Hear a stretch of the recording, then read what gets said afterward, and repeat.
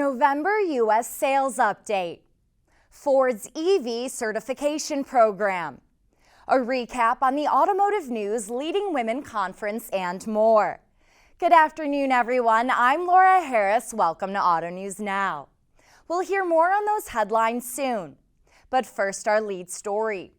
We have a November U.S. sales update. Ford sales were down 7.9%. This is the company's third consecutive month with a year-over-year decline. Subaru deliveries rose 52%. Sales of the Subaru Crosstrek, Forester, and Legacy more than doubled from a year ago. American Honda posted a 6.1% decline from November of last year. Sales fell 5.2% for the Honda brand and 14% for Acura. American Honda's sales are now down 35% on the year. And the automaker's top-selling nameplates, the CR-V, HR-V, Accord, and Civic all saw declines. Stay up to date with November U.S. sales on AUTONEWS.com. Senator Richard Blumenthal and Connecticut lawmakers are calling for changes to Ford's EV certification program for dealers.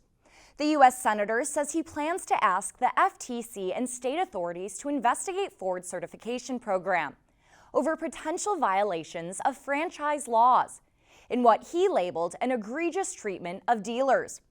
The lawmakers called on Ford to again delay a December 2nd deadline for dealers to opt in to the program. You can read more on these stories in our newsletter, The Daily. To subscribe, go to the More section on our website and click Newsletters on the left side of the screen. CarMax makes personnel changes. The used vehicle retailer appoints longtime employee Joe Wilson as COO. Wilson joined CarMax over 25 years ago. He steps into his new role effective immediately. Good afternoon, everyone. I'm Laura Harris. Welcome to Auto News Now.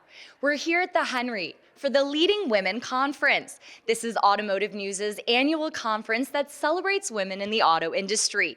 And this year is no different. We have several panels that focus on diversity, equity, inclusion, lessons in leadership, and multi-generations. Let's take a listen to all the women. It's in my DNA, and so they say I'll probably be driving off into the sunset at some point, but I'm just excited to see how many more women are enjoying it and succeeding in it. That's Lynn St. James, race car driver, author, mentor, co-founder of Women in Motorsports in North America, and so much more, talking about the impact the auto industry has had on her life. Lynn St. James was one of the keynote speakers at our Automotive News Leading Women Conference. It's an event that honors, celebrates, and inspires women in the auto industry. It's about and for women. It's about advancing women in the auto industry, and it's important because it shows women what's possible. It shows them paths to the top, it gives them ideas, it gives them a networking opportunity, and lessons and laughter along the way. That's our very own Automotive News Senior Director, Mary Beth Vanderschaff. She's an original organizer of the event. Every year, each speaker and panel focuses on different topics within the industry. Our first panel covers diversity, equity, and inclusion. DEI belongs to everyone. It's not just the work of the person at the very top of the organization or even just the DEI officer.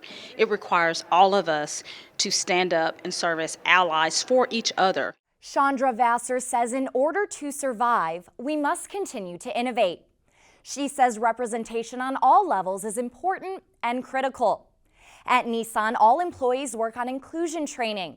Vassar says the intent of training is to disrupt those biases and figure out how that disruption can lead to creating a more inclusive culture. Our second panel focuses on managing multiple generations. So this is the first time that we have over 5 generations in the workforce, meaning everyone's coming from a different kind of place of expectation, experience, how they view the world, how they look through their lens. And as we navigate that as managers, we're having to really adapt our style from one way to many different ways. When it comes to managing multiple generations, it's important to not make assumptions. Ford says when you make assumptions about these generations, you miss clues and insights on how to manage individuals. She says make sure your lens is clear and ask the questions. Am I being curious about this person and not stereotyping them? Ford says it's hard to leave your bias, but it's all about the seasons of life, and you must meet each employee where they're at in life. Our third panel focuses on lessons in leadership. Do what you enjoy doing. If you are good at leading people, do that and be that leader. If you're good at technology development, do it. Don't let what the rest of the world think determine your path. Denise Gray says she's all about getting it done to the best of her abilities. She attributes her career growth to chasing the technology and chasing opportunities that allowed her to learn, while also helping others learn. She says her philosophy is to be inclusive and to listen to everyone in order to provide the best solutions. A special thank you to all of our panelists, guests, and attendees at this year's Automotive News Leading Women Conference. We look forward to next year. That's all we have today for Auto News Now. Thanks for watching, everyone. Be sure to follow us on Twitter at AutoNewsTV and online at autonews.com for updates from our reporters all day, every day. I'm Laura Harris. Have a great weekend, and I'll see you all next time.